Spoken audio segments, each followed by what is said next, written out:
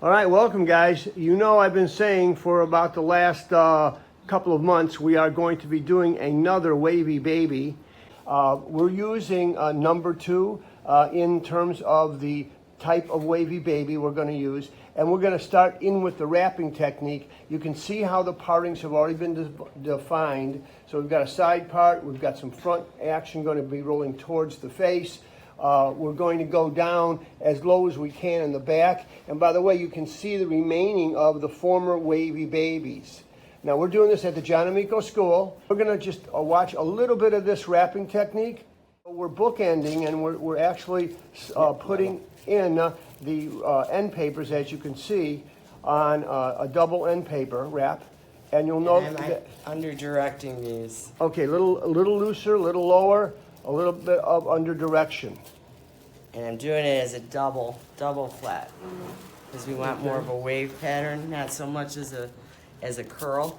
Okay, and that's a sandwich wrap.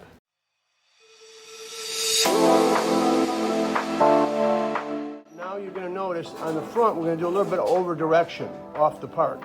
And the reason for the over direction is we want some volume, which is going to be the indentation now underneath. Now you can go to 1. Now okay. I'm going to go to a book. Okay, now book it.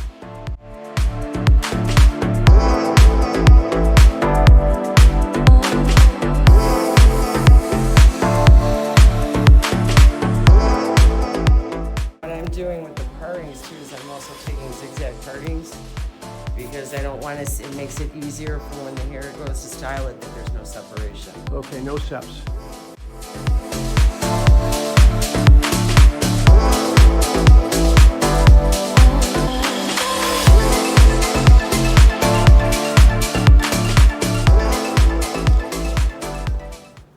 Okay, so we have been going from double bookended, also moving along to singles. And the reason for that was based on what the outcome is going to be. So in some cases we were concerned with partings and where there was going to be a melt between straight hair and wavy hair. I'm going to be taking zigzag partings and blend it. It'll give me the separation so it'll melt, so you won't see the straight lines as it is if you were going in and we're taking straight partings. By doing it zigzag, it blends it all throughout and it gives her the look, so it makes it easier to style. Mm-hmm.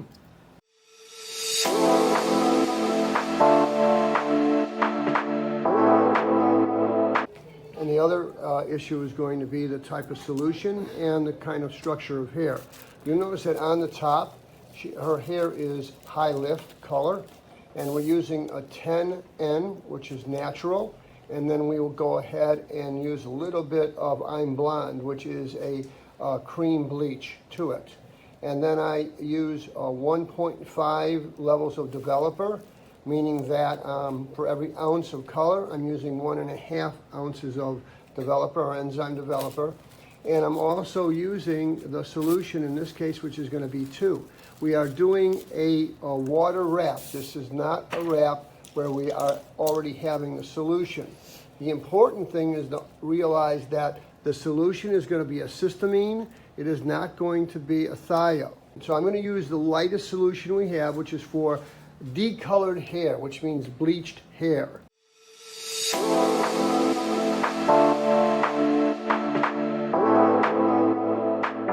And you'll notice that in the back area, we're using an 8N in the crown with a 30 volume. And then at the nape, I'm using a 6N with a very simple 10 volume. Here is the result. As you can see, the parting that she had put in. You'll see how the rods are just horizontal to the floor. As we rotate, you'll see that these are brick laid. And let's stop right here so we can go all the way down. We'll see how much hair we left out. At the very bottom, this is all zigzag. The same as her color. We zigzag the parting so you don't see how the color changes. And then over here on the side. All right, and it's a little diagonal. I see a couple little pieces, they're ornery, but we'll take care of that. All right, we're gonna take her off to the bowl. Let me just glance over here again. This is what we're gonna be utilizing. Gonna love it. Go. So she is rinsing it, but you'll notice we're not rinsing it at really high volume. The purpose of that is we don't want to dislodge any of the rods to make certain that they're in place. Remember, very fine hair, not all that long. So when by doing it this way, you may have to rinse a little bit longer.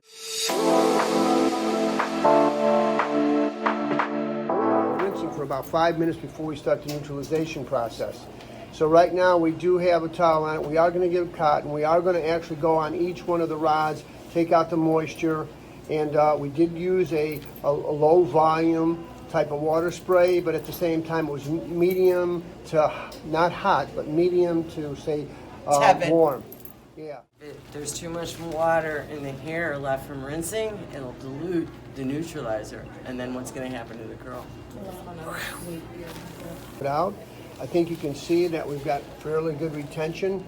It didn't unwind or loosen up. Okay, we are now neutralizing, and I think that you can see it's really looking great. We've got good secure rod placement. Nothing at this point. Okay. Right? She's got our cotton that's wrapped underneath there, but as you know, sometimes it has a tendency to drip a little bit, but it's going well. All right, we're going to leave this on for 5 minutes. All right, we have now had this on for 5 minutes, and it is done, so now they come out. We're going to leave the rods in.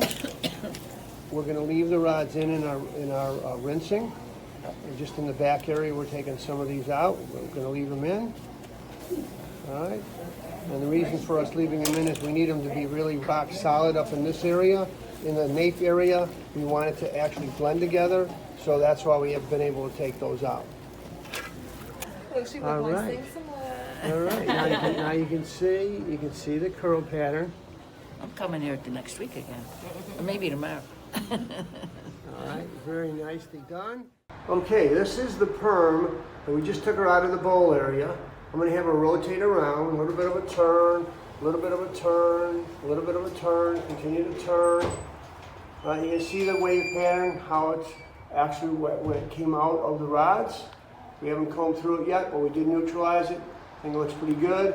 And then we'll see you on the inside.